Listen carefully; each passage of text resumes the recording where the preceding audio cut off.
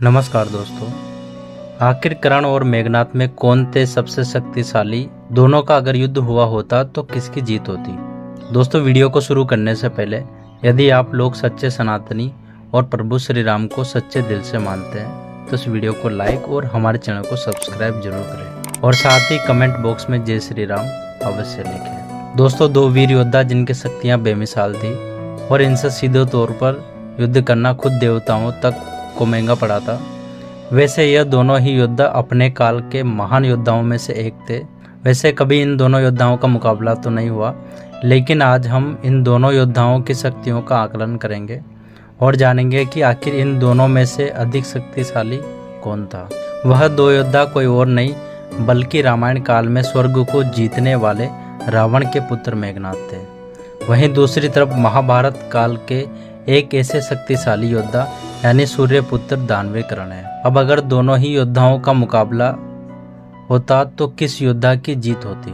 क्या कर्ण का कवच और कुंडल मेघनाथ के घातक बाणों को सह पाता?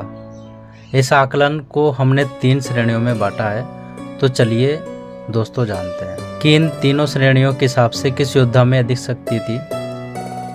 पहला है वरदान की शक्ति। मेघनाथ बहुत ही मायावी राक्षस योद्धा थे। कहते हैं कि उसे एक नहीं अनेकों वरदान प्राप्त थे। 12 वर्ष की आयु होते होते मेघनाथ ने अपने कुलदेवी निकुंभला के मंदिर में अपने गुरु शुक्राचार्य से शिक्षा लेकर कई सारी सिद्धियों को प्राप्त कर लिया था।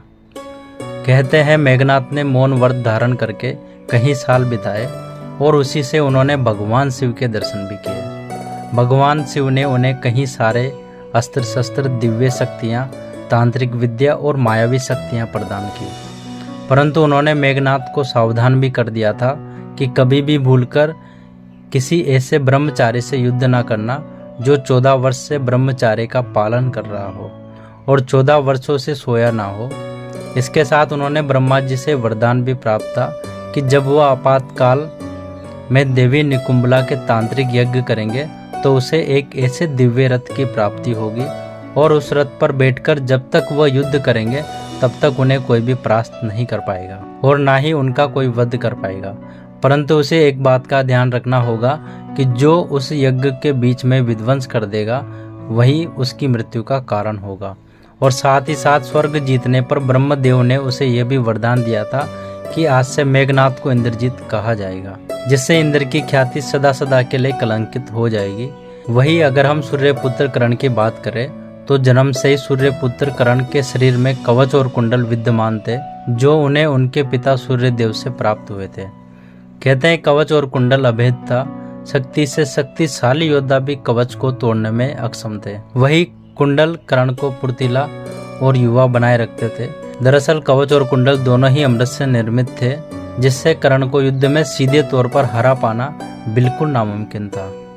और अगर इन्हीं दोनों योद्धाओं का केवल वरदान के आधार पर युद्ध होता तो इनका युद्ध बड़ा भीषण होता और यकीनन मेघनाथ अपने तांत्रिक और मायावी शक्तियों के बल पर कर्ण को मूर्छित अवश्य कर देते।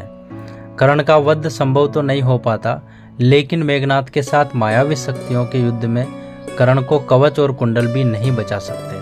तो इस आकलन में मेघनाथ की जीत होती है। दोस्तों, दूसरा अस्त्र है दिव्य अस्त्र।